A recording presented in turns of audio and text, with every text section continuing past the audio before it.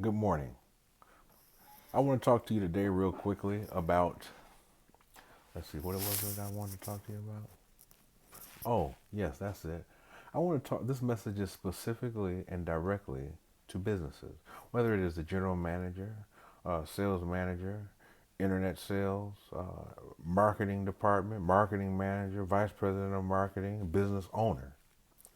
This message is for you only if you're wondering why it is so difficult, or if you're having difficulty, or don't know what it is that one can do or you can do to increase your conversions or lead generation online. Well, here's the answer. Um, I take the I take the perspective of a consumer because I'm a consumer. Matter of fact, this message is going to have two parts to it.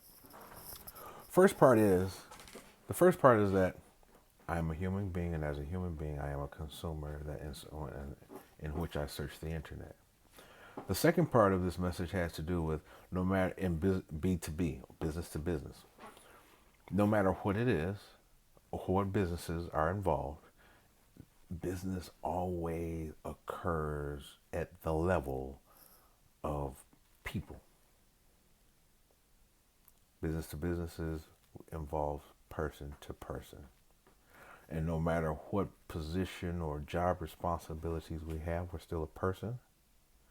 And when we do searches, we still search as people.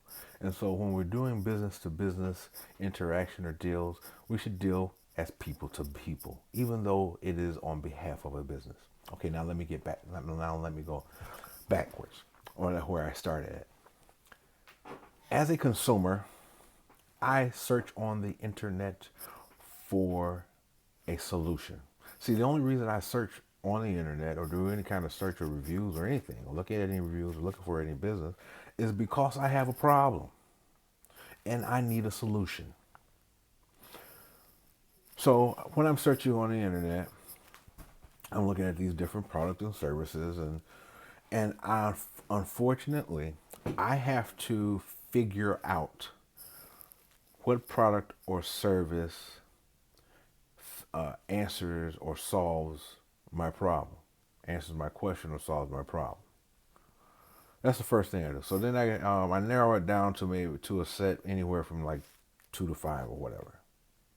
After having this narrowing it down to this small group, I then have to decide which of those things best solves my problem and which of them solves it the longest. Yeah, and which basically still falls in the category of what best solves the problem, what solves the problem that lasts the longest. Because I don't want to do it as far as where I got to repeat it every day, unless it's actually required. But in other instances, I want to be able to solve the problem and be able, once it's solved, that I don't have to, that it's settled, solved and settled, SS squared or S squared. All right. Now I have to figure it out though. That's the problem. So that's time and energy doing these things, searching the internet, coming narrow it down to a small group, and then figuring out which of these things in my small group, whatever number or size that is, figuring out which one of the products or services in this group best solves my problem. I have to do that. That's extra work. It takes up time. It's time consuming. Sometimes the amount of time that's required to even reach this point is frustrating. Sometimes I can do it within a day. Sometimes it's over several weeks. But the thing is, the reason it takes so long, two reasons why it takes so long. One, I want to be certain, or as certain as I can be, that the problem or solution is the best one to solve my problem. And let's see. Oh, that was 1 and 2. See, that's another point. In the process of searching for a product or service that can solve my problem, it can be confusing at times. Now, therefore, okay, now here's the other side.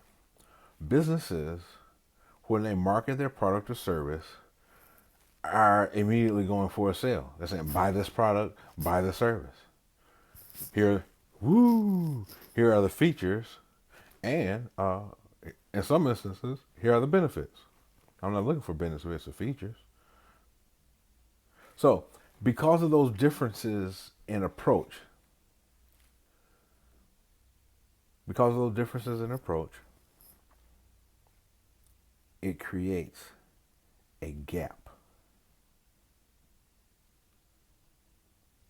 So, from the business perspective, the thing is to do that would eliminate that gap is that if and when businesses begin to present their and service, product or service service as a solution, and what problems, or let's say when as businesses begin to present their product and or service as a solution to A, B, C, D, F, V, and Z problems, they will eliminate a lot of time and frustration that consumers go through in finding a solution.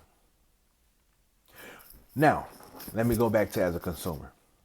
So, so as a consumer, once I believe I found or have decided upon to what is the best solution, what product or service best solves my problem, without a question, automatically I go to checkout.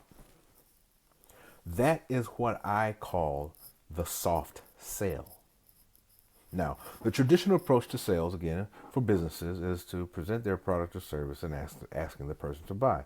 In that instance, it requires one to be persuasive or to use the skills of persuasion to convince one to buy the product, even in the instance that it may not be the best, even though it may not provide the best solution to their problem.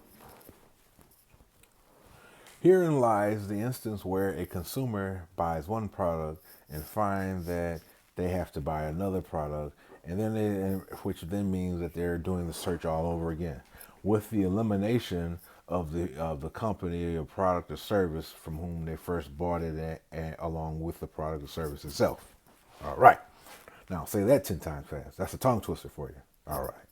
So now, to sum it up, when businesses present their product and or service as a solution and also tells a consumer or provides the information as to what problems it solves, as well as any available testimonials in regards to people's giving a testimonial or a response or sharing a review and how that product or service solved their problem.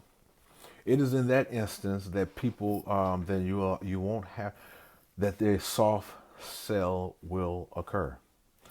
It will increase sales. It will increase your ROI, the return on an investment. I understand that this is different. This is not taught in marketing. Okay?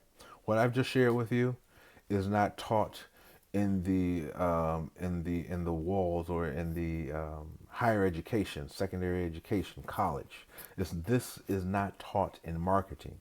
They tell you the sales cycle. Now the sales cycle still does exist. It is important to know the sales cycles in order to be able to maximize sales at the various points and also know when to refer to invigorate or reignite the sales to kill sort of more like level it out, or the times when it's starting to lull to be able to like give it a little energy shot. And in those instances, there are instances like that where scarcity and other strategies are important and are beneficial. But we're not talking about yes, I was talking about the theoretical or the classroom side. And the point in that is that what I'm sharing with you about the difference in perspective between consumer and businesses and the reasons why, and by sharing this, how a business can actually increase their sales, which in turn is their revenue and their return on investment. By using the information I've shared in this video, because again, what I've shared with you in this video is not taught as part of marketing at the bachelor's or master's level. And it is important. I'm sharing this information because I like to share and I like to be helpful and I want your business to be successful. Thank you for your time and listening to this message. And I hope that you found it helpful. Please share later on as far as when, if and when you apply this information. Please share in the comment, come back and share in the comments to this video or post the results that you receive by making this change. Hey, matter of fact, I challenge you to take one product or one service and implement this information, infuse this information for their product, for one product or service. Here's the thing: you have nothing to lose. It'll either work or it won't work. In the instance that it doesn't work, then you know that it doesn't work for you, and you can just immediately revert back to doing things the way you always did in order to get the results that you currently have. It is only by being innovative, open-minded, and creative can one actually expand their business and grow. So the question is, do you want your business to grow or not?